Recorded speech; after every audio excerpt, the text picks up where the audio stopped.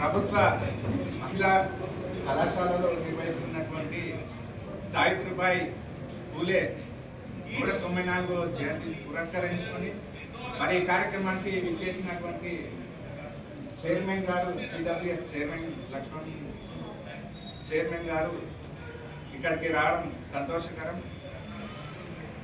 మనం ఆ కాలంలో తీసుకుంటే మరి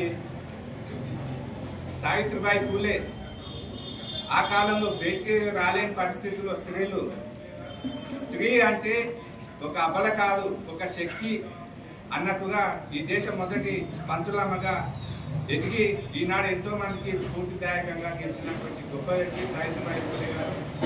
మరి ఆమె జీవనశైలి తీసుకుంటే మరి ఆనాడు బయటికి వెళ్ళలేని పరిస్థితుల్లో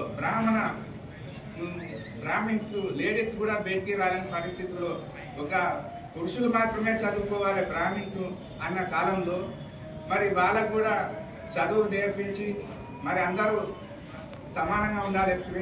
స్త్రీ కూడా విద్య ఎంతో అవసరమని ఎంతో జ్యోతిరావు పూలే తన భార్యకు చదువు చెప్పించి మొదటి పంతులమ్మగా చేసి దళితవాడలో తిరిగి చెప్పే విధంగా చేసిన వ్యక్తులు. మరి ఆమె పోయే క్రమంలో బ్రాహ్మిన్స్ మరి వారిని అవమానించడం, పెండ నీళ్ళు చదవడం, ఇట్లా ఎన్ని అవమానాలు గురి చేసినప్పటికీ ఒక చీర తీసుకుపోయి పెండ నీళ్ళు చదివి ఆ చీర మళ్ళీ తిరిగి కట్టుకుంటున్నాం. దళితవాడలో పాఠశాల స్థాపించి అక్కడ చెప్పి ఒక ఉన్నత విద్యగా మహిళలను తీర్చిదిద్ది అట్లా 18 పాఠశాలలు అట్లా అంచెలంచెలుగా 52 పాఠశాలలు పెట్టి మరి దేశానికి ఎంతో స్ఫూర్తిగా నిలిచినటువంటి వ్యక్తులు వారు. మరి సావిత్రిబాయి పూలే గారు సత్యశోధకు వాళ్ళ భర్త జ్యోతిరావు పూలే రాసినటువంటి దాన్ని ముందుకు తీసుకెళ్ళింది. అలాగే ఎంతోమంది బ్రాహ్మిన్స్ ను అన్ని సామర్థ్య వర్గాలకు సంబంధించి విద్యలో వెనుకబాటుతనం అంటే ఈ వర్గం ఆ వర్గం అనకుండా అందరినీ సమానంగా చూస్తూ విద్యను అందించి మరి ముందుకు తీసుకోవాల్సిన గొప్ప వ్యక్తి. ఆమె సాంస్కృతికమైన నిర్ణయాలు ఎన్నో తీసుకున్నది. మరి ఆమె మూఢనమ్మకాలు, సాంఘిక దురాచారాలు ఎక్కువగా ఉంది. స్త్రీ బయటకెళ్ళిన పరిస్థితుల్లో మరి కొన్ని యశ్వంతరావు అనే వ్యక్తిని గ్రామీణ తీసుకొని పెంచుకున్నారు.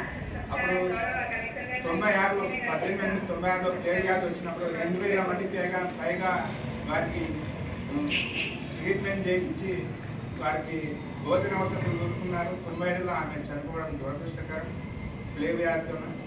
అలాగా ముందుకు తీసుకెళ్తూ మీరు కూడా ఆమెను స్ఫూర్తిగా తీసుకొని ఆనాడు అన్ని సౌకర్యాలు లేవు అయినప్పటికీ వాళ్ళు కష్టపడి సాధించి విద్యను ప్రాచుర్యంలో తీసుకొచ్చారు. కాబట్టి ఈరోజు ప్రభుత్వాలు అన్ని వసతులు మీకు కల్పిస్తున్నాయి, మీకు ఎలాంటి ఇబ్బందులు లేవు, హాస్టల్స్ ఉన్నాయి. ఆనాడే వాళ్ళు భోజనాలు పెట్టి చదివించారు. కాబట్టి ఇప్పుడు ప్రభుత్వాలు మీకు అండగా ఉన్నాయి, ప్రజా సంఘాలు అండగా ఉన్నాయి, అధికారులు ఉన్నారు. మీరు మంచిగా హాస్టల్లో తినండి, చదువుకోండి. ప్రభుత్వాలు మీకు బుక్స్ మెటీరియల్స్ ఇస్తుంది.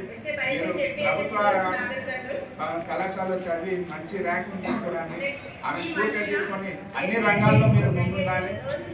పురుషులతో సమానంగా అన్ని రంగాల్లో ఉద్యోగాలు చేస్తున్నారు, ఏమీ తక్కువ లేదు. విమానాలు నడుపుతారు, ట్రాఫిక్ పోలీసులుగా ఉంటున్నారు, రాకెట్లు సివిలియన్స్ అలా వెళ్తున్నారు. మీరు కూడా ఆ స్థాయికి ఎదగాలని చెప్పి ఈ సందర్భంగా కోరుతూ వాళ్ళని స్ఫూర్తిగా తీసుకొని మేడం వాళ్ళని కూడా స్ఫూర్తిగా తీసుకొని వాళ్ళు కూడా ఎంతో కష్టపడి ఈ స్థాయికి వచ్చి వాళ్ళని స్ఫూర్తిగా తీసుకొని మీరు ముందుకు ఉన్నత స్థానాలు ఆయా డిపార్ట్మెంట్లో ఉండాలని కోరుతూ ఈ అవకాశం ఇచ్చిన కళాశాల తక్కువ ఆర్గనైజేషన్ శ్రీవిద్య గారికి ధన్యవాదాలు తెలియజేస్తూ